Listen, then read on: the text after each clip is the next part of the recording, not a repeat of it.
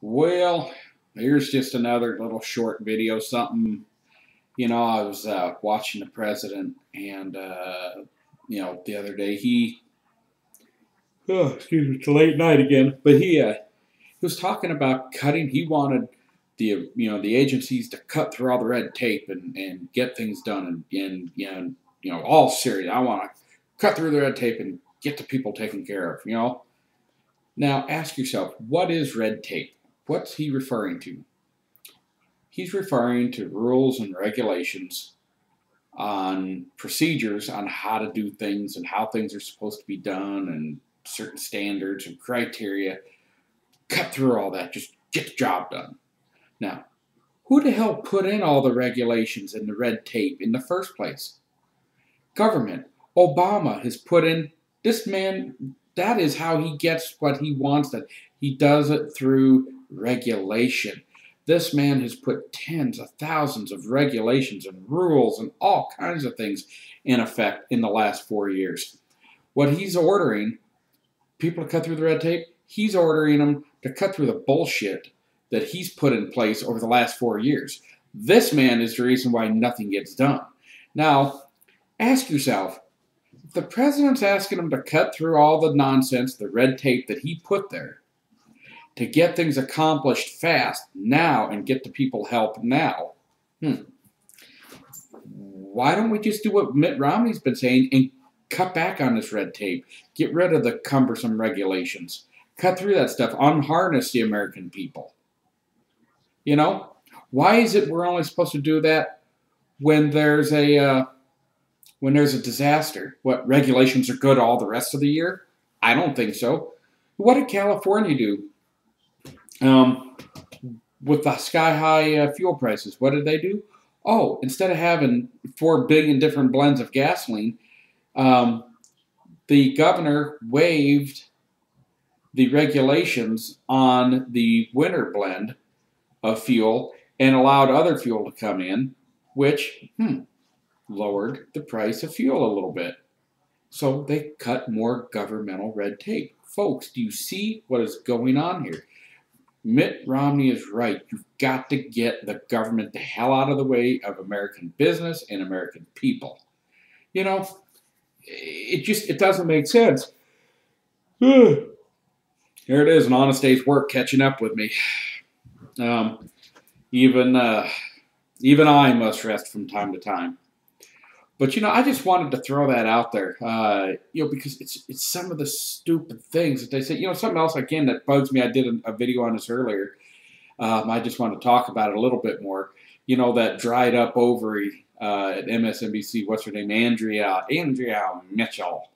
That wannabe and never will be. And Martin Bashir, that limey prick from over the pond there. Bashing Mitt Romney for collecting food and water and clothing for the flood victims. Saying that's not what the Red Cross wanted. Obama said, and Red Cross said, just send us money because Red Cross is the only one that knows how to take care of people in need. Odd, isn't it? You got to ask yourself, why is it?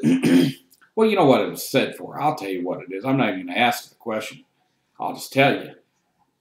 They did that intentionally because Obama wants to be the guy that is passing out all the goodies.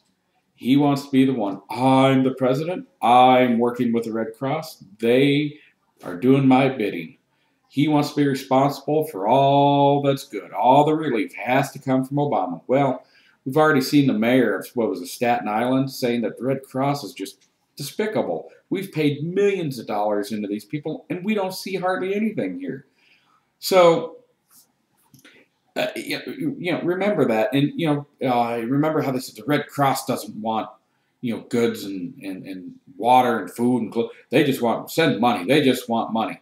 Well, interesting enough, Glenn Beck has a charity called Mercury One. He's already delivered 2 semi-trailer loads with a value of about $100,000 worth of food, clothing, and water and products and stuff. but he went to 20 different religious charities and got them passed out. That's going to get directly into the community. Why? Because there are people that still go to churches, that go to food banks, that go to, outlets like this. They don't sit there on their porch waiting for the Red Cross to come find them. Additionally, I just saw that there's another, and those, like I said, those 2 trucks that Mercury One had sent had a value of about $100,000, and there's 2 more, I believe, 2 more trucks heading their way, valued at about $150,000 worth of goods. And you can also donate. I think it's if you go to Mercury One, the number 1, I think it is .org. You can donate. Every cent goes directly to relief. And I think in the last couple of days they've collected over $300,000. 100%. No administration fees, no nothing. 100% goes to relief. Oddly enough, too, these pointy-headed liberals up there in the Northeast, they're not the ones affected here. The liberals still had their little Halloween party at the Waldorf Astoria Hotel while their fellow citizens are, dying and eating out of dumpsters. I mean, have you seen those photos, folks? There was a news report, live video. You see people in a dumpster. I mean, these huge dumpsters sifting through the food that was spoiled that the store had thrown out. They were sifting through it looking for something to eat. Obama promised. Now remember, Obama promised, he promises a lot of things. Remember, he promised to lower the oceans. Remember that when his inauguration? I promise to lower the ocean. This is when the earth heals and the oceans lower. They had the Greek columns, and he stood up there all messianic, looking like the Lord and Savior. Obama Christ up there. Well, Mr. Obama, this is your fault. You didn't heal the planet. You didn't lower the oceans. This is your fault. Absolutely. I think you blew up the levees there in that New Jersey there and flooded those 3 towns. Yeah, there had to have been, because you don't like white people. Yep, that's what it is. Barack Obama doesn't like white people. He blew up the levees. Yeah, how's that feel? A little George Bush criticism back in your face. But, so now we see, people, again, eating out of dumpsters. People are running out of gasoline, generators, automobiles. But, Glenn Beck years ago was excoriated by these liberals. These left coast, people that, you're a fearmonger. Because Glenn Beck was saying, look, when you go to the store and you buy some food, buy an extra can or 2 cans of something and put it on the shelf for a rainy day. You buy some bottled water and set it aside. Have a food storage. Have a little bit of cash on hand. Because, well, guess what, folks? When the ATMs, or when the power goes out, ATMs don't work. And he just said, put a little bit aside, save up. Have enough for your family. Maybe have enough for your neighbors. Put a little bit aside. You don't have to have a year's worth or 6 months, but have a month. Have 2 months worth of food. Have a little cushion.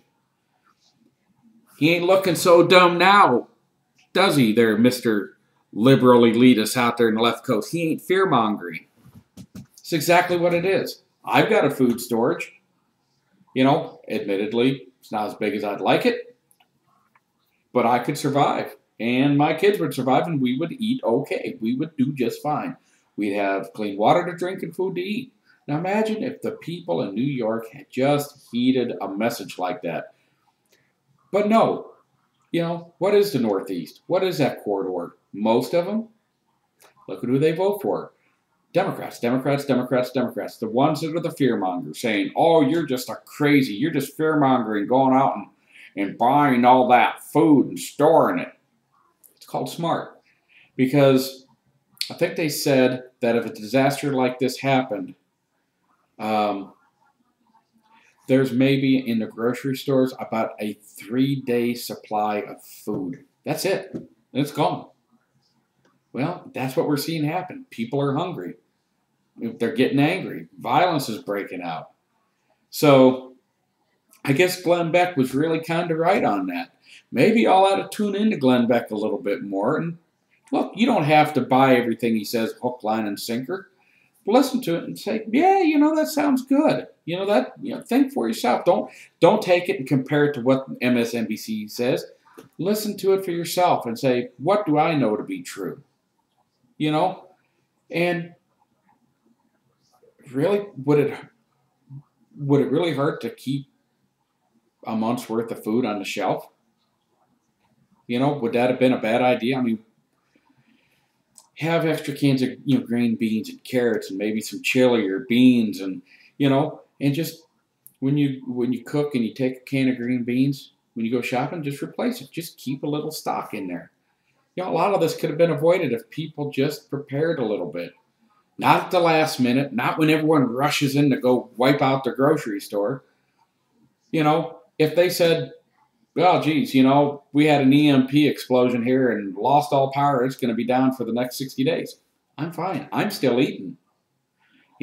I've got extra propane bottles for my barbecue grill. I got, generator I could run the necessities on. I'd be okay. But folks, you really need to listen to me. I know the folks watching this, there's just a handful of you so far, but I hope you take these messages and you talk to your friends. And look, we don't all need to go out and do crazy things, and build bunkers for the end of the world and things like that. But an ounce of prevention is worth a pound of cure. And, just a little bit of preparedness, you wouldn't be part of the problem. You wouldn't be one of the ones starving. You could actually go out and help your neighbor who didn't prepare. You'd say, hey, come on over. Let me give you a meal. And we don't need to be reliant on the government. When the storm came in, the government shut down. They closed down. They closed up shop. They said, we're not open for business. The government's this massive machine. Oh, they can do some things, print money and give good speeches and stuff like that. But folks, we need to take care of ourselves. You need to look to your neighbor and say, what can I do to help you? Don't wait around for the government to hand you a credit card and say, oh, here's your little token spending money, like they did down in New Orleans. I mean, you gotta take care of yourself. It's not the government's job. It's not your neighbor's job. But we'll all look out for each other. But you got to take care of yourself. You got to do something here. So, folks, talk to your friends, talk to your neighbors, help them out, and say, look, let's get things straightened out. Next time, let's sit down and we'll discuss how you and I can be better, prepared for next time. So, but there's just a couple of thoughts I want to get off my head. The red tape thing. Obama admitted that his red tape, his regulations have been the problem here. Got to cut through everything he's put in place so you can get things done. Why? Because red tape, those regulations stop things from getting done. Bring that to people's attention. Make them say, God, I'm an Obama supporter, but damn, I guess, that sounds right. Sometimes you have to lead that horse to water, and sometimes you have to make them drink. So, my sister told me, she said, it's okay to be open-minded, but don't be so open-minded your brains fall out. So, and I think that's an important way to end this video. So I appreciate you watching. Been a long day. I'm going to take a shower and I'm going to get to bed. And I'll catch you on the next one. Thanks for watching, and God bless America.